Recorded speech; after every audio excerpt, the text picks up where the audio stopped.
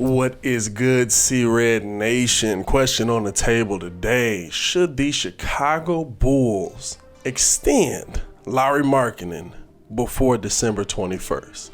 Let's talk about it right after this. Before I get to the video, if you are new to the channel, please like the video. Please subscribe to the page because we do talk Chicago sports weekly and we don't want you to miss the thing, so make sure that you hit that bell. Also, major love to the fine people over at Martinelli Originals. They're the people that give us these lovely Chicago sports logo heads. Make sure to show them some love by checking out their Etsy in the description below. Also, major love out to obviousshirts.com. Hoping to be doing some work with them on some new Bulls shirts for this season, but they are giving you the obvious Chicago sports statement that sometimes you just need to let your friends know, hey buddy, Khalil Mack will sack your quarterback. Don't play with him. Make sure to check out their website in the link in the description below and to use the promo code TheBreeze10 to get 10% off your order.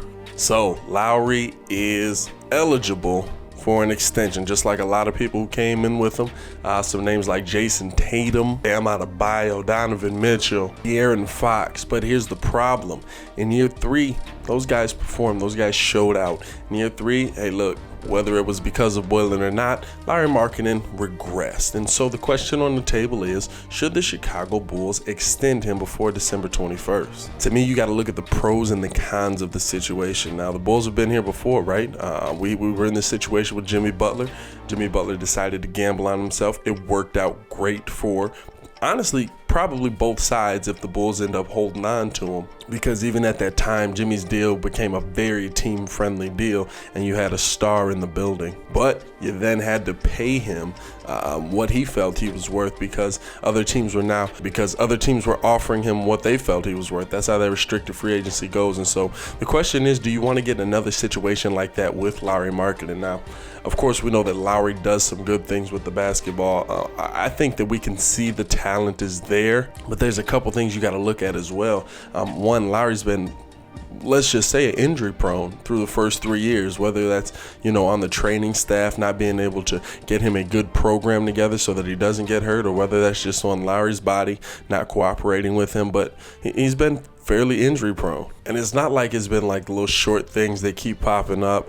There have been those too, but there's also been the injuries that have lasted 4 to 6 to 8 weeks, and have been lingering things throughout the season. And there have been things that in seasons where Lauri Markkanen did have his struggles, we were pinpointing those as well. He was having an injury, and so that's why he wasn't able to play at his best. When it comes to contract time, those are things that all have to be taken into account. Now, you also have to look at the fact that under Jim Boylen, Jim basically diminished his role to stand in the corner and shoot. That just doesn't fit what Lauri Markkanen wants to do.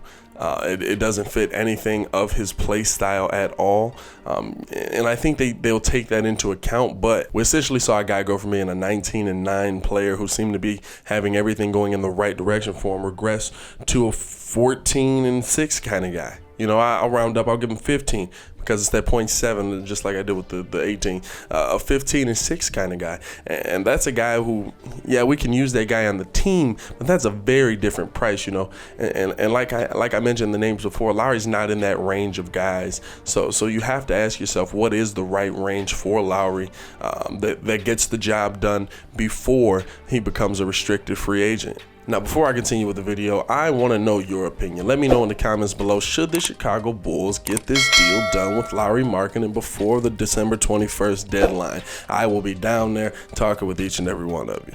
If you are going to sign him, which, listen, I'm fine with bringing Lauri back. I think that Lauri adds an element to this team, but you want to bring him back on a very team-friendly contract.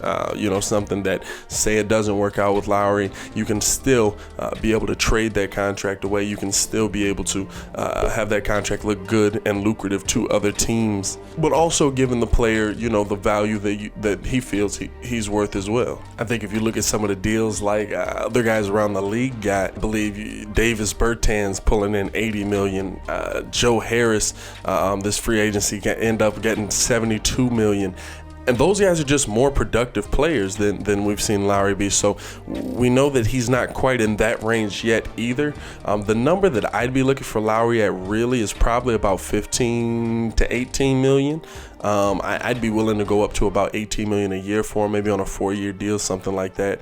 Or if he wants to take less, just because he's like, you know what, I think that I'm going to be back in a position for money. I'll take a little more annually for less years. You know what I'm saying? So some kind of deal like that, because to me, you got to look at Lauri as right now just a piece.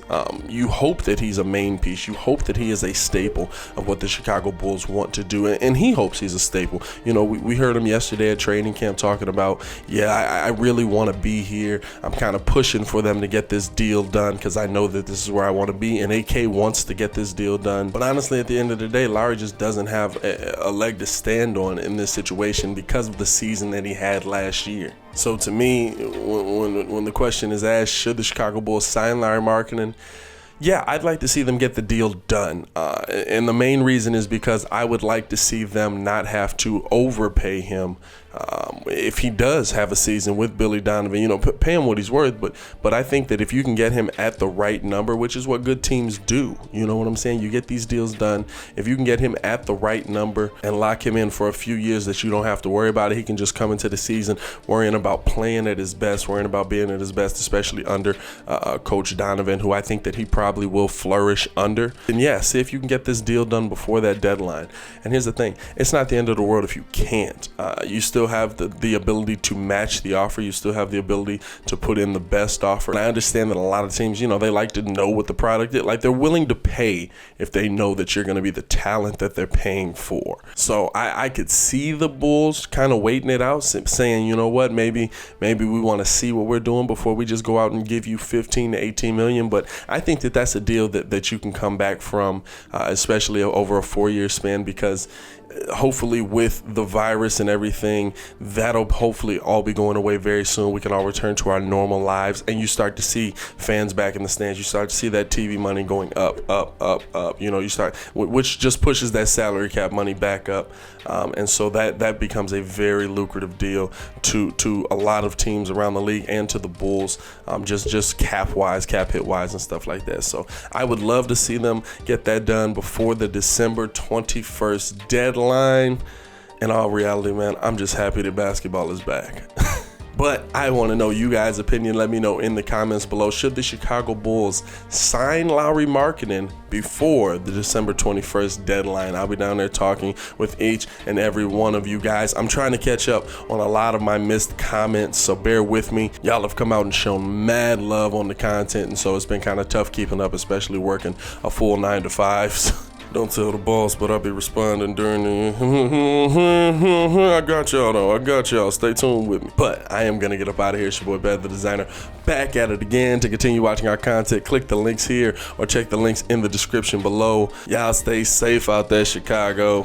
Peace.